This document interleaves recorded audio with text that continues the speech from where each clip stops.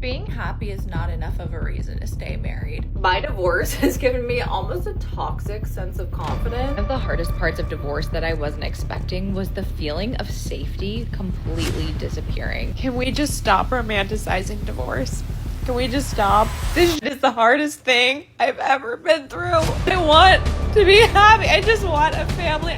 I've said this before, but married women and TikTok is just a recipe for disaster. And ever since TikTok was created, there's just been this uptick in this phenomenon of married women getting onto TikTok, complaining about their marriages, and then ultimately being convinced by a bunch of miserable single women that they should leave their happy marriages. Now, this woman in particular, I did a video on her a couple of days ago, and it was actually on YouTube, but I went over to TikTok, and somehow, you know how the algorithm is, this lady pops up in all of her stories and all of her TikToks. She has a 66-part series of her divorce and what happens afterwards, and boy, oh boy, does it start to spiral. Being happy is not enough of a reason to stay married because happiness is fleeting and no one is ever happy 100% of the time. You can be happy, truly happy, when you initially get married and then you find things out, and it makes it that much more heartbreaking and that much more devastating because no one gets married wanting to get a divorce. Then why did you get one? Any emotion of love or being happy is change. Change is the only inevitable thing. And when it's make or break time, that is what matters far more than happiness. When someone has changed to the point that you don't recognize them or they are not evolving or changing in the way that you need them to be a good partner. And that's why I think that some of these women don't actually like the man that they're with. If you actually like the person that you're with and the person that you married, why would you get with them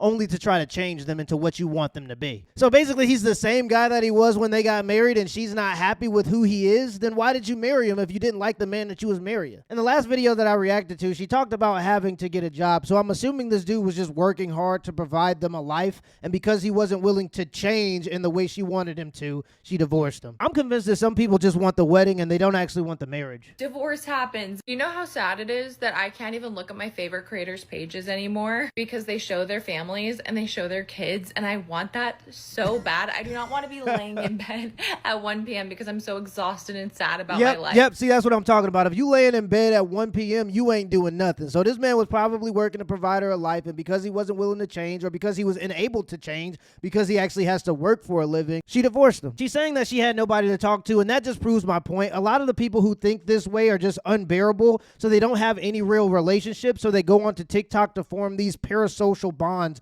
with people that they don't even know. Complaining about not having a family when you already had a family that you broke up is another level of insanity. Especially when you're the only person that knows what's going on. It is incredibly isolating and sad and heartbreaking, and that is far more pressing and far heavier than happiness feels. My divorce has given me almost a toxic sense of confidence. I am dating again, and I feel like I landed right back on Fuckboy Island. But the difference is this time around, I am so sure of myself. I feel like when I was dating before and just annoying things would happen, like guys would ghost me or they'd be an asshole, I would be like, what is wrong with me? Like, how can I make him happy? And now every time something weird happens, I'm just like, oh my God, I feel so sorry for that guy. Like, he's missing out on me? He's missing out on me. I feel so sad for him. No, I just feel so sure of myself and so sure of what I bring to the table. I don't have time for games. Like, I've been through so much and I have such a layer of toughness now. Or just acting immature as fuck. I'm just like, I don't care. Like, I don't care. You know what? If a starter marriage happened just for me to have confidence again, I will take it. A starter marriage? What does that even mean? She's using marriage as an ego boost. And a lot of times that's what this is about. You just trying to reignite the spark. You just want to feel like you still got it. These ladies get on Netflix. They get hyped up by all these dating series. They go out into the world thinking that there's going to be these hot single guys that are waiting to court them. And then reality hits. And it's just going to get worse. The whole dating landscape has changed in ways that she won't even understand because the last time she was dating was 10 years ago. And I'm telling you right now, it's a totally different ball game than it was 10 years ago. There's no longer this plethora of 30-year-old men waiting for 30-year-old women. By that age, most of the men who actually want to be married are probably already married. I don't think that it's a good thing, but marriage is starting to become a fleeting idea. And if she was with this guy for 9 years, she literally caught the last lifeboat of people that actually wanted marriage, and she jumped off of it. You guys want to know how dating's been going after divorce? Okay, so bachelor number 1, he asked me on a date and then canceled the night before. He said he had the flu, which is totally fine, but I don't think he had the flu because he blocked me on everything. Bachelor number 2, I met on Raya, which is not location dependent, so he lived a 2-hour flight away, and he kept mentioning he wanted to visit me, which like is great, but he was like very persistent, and he kept wanting to visit at the worst time. So the first time he tried to visit, it was the weekend I was moving into my apartment, which he knew, and it just felt like he wasn't listening to me when I would tell him these things. It's like, I'm gonna be real, I can't entertain someone when I'm driving 8 hours across the state and I haven't even seen my apartment and I'm getting the keys. So then I was starting a new job, which I told him, and then he said, oh, I can visit you this week. So the day after I started my new job, to which I was like, no, I can't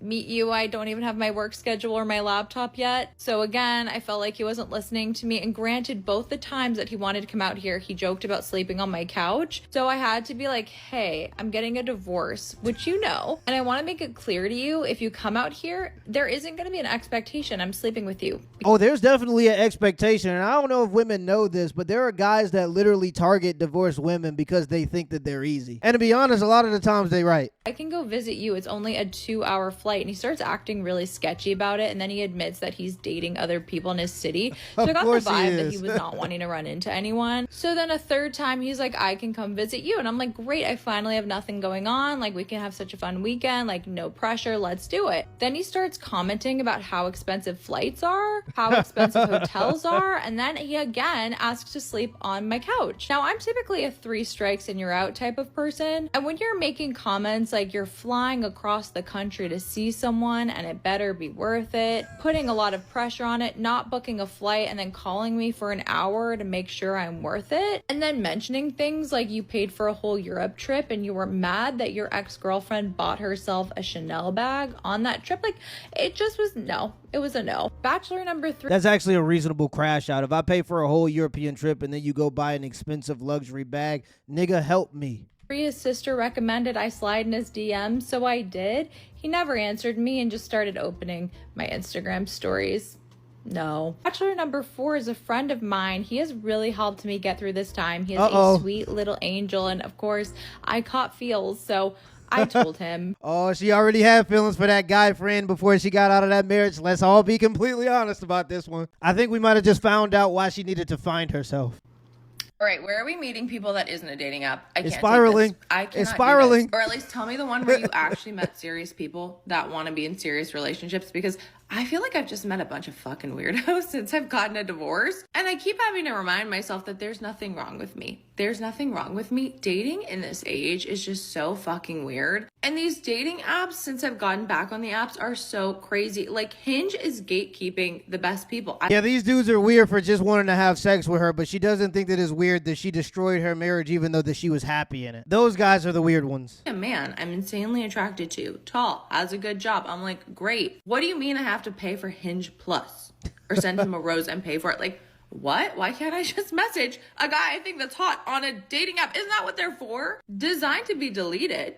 Yeah, not anymore. Designed to drain your bank account. More like it, because what is this? And I'm trying to put myself out there. So I'm going on dates with people, but it's not the people that I am into at all. So I just feel like meeting people in a traditional environment is better, but like, where are we finding them? Where do we find it? Do I need to get a non-remote job now? Like, help. I left my husband 5 months ago and I regret it. No, you're not supposed to say that. I know I'm supposed to be in my living my best life, hoe era, whatever. But like, no. These last 5 months have broken my spirit. They have been the hardest of my life. These last 5 months have required so much work, so much discipline to get back to myself. But it's supposed to suck. I talked to my friend last night about this on the phone and he really put it in perspective. Oh, she's talking to him on the phone. Notice that she said he. I think that that's that same guy friend that she was talking to before.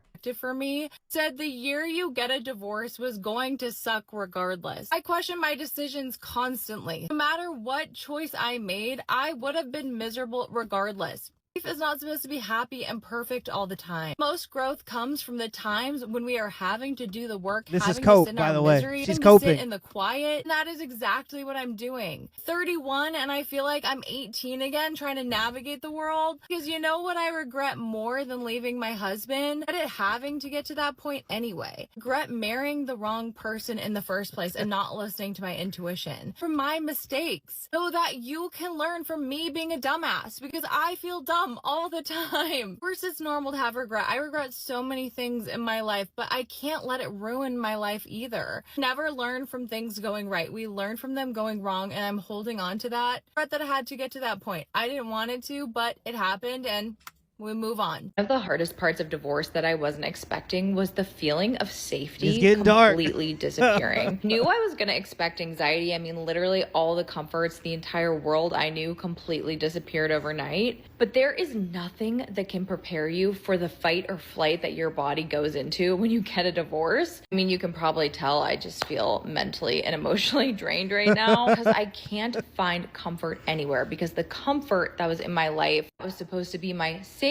space is gone. Listen to the verbiage that she's using. It's all victim mentality BS. It's not gone. You left it. That was a willing decision that you chose to make. And she's talking about how her decision affected her life. Imagine how her decision affected his life. He was the one that made all the financial investment. He's the one that's going to take the financial loss. He was the one that was probably blindsided by this whole decision in the first place. But yet she's the victim. It's really just consequences for your own decisions. Now all the things that normally bring me comfort, or the places, like the foods, like everything, just don't. And honestly, when I go to places that bring me comfort, like Whole Foods, for example. It's because you're not working on your husband's dime anymore and you realize the grapes cost $8. It's really hard to be happy when you have to work for a living now and you're paying $8 for grapes. Weirdest sensation. I don't think I can describe it. I also will say there is a positive, because I cannot believe how much I've learned about myself through this divorce process. Just how my body's reacting to things, what my triggers are, what they aren't. Learning to be independent again. You don't learn anything through being comfortable. You learn through the scary situations in life. So I'm trying to embrace that, but it is so scary.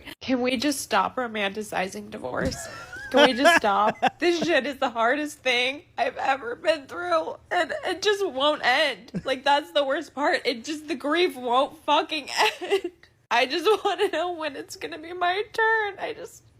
I want to be happy. I just want a family. I want to be married. That's it. It was already your turn. You already got your turn and you passed it up. People think that love is just this easy thing to find, and then they get it and then they misuse it and then they regret it. I want to feel support. I want to feel like I'm a unit. Like, there's nothing worse than being married and not feeling that. But it doesn't make leaving or ending your marriage any easier. And I'm so sick of people acting like it's such a walk in the park. I feel like I'm just trying to keep going, and I'm just trying to stay positive, and I need a win. Like, I can't win.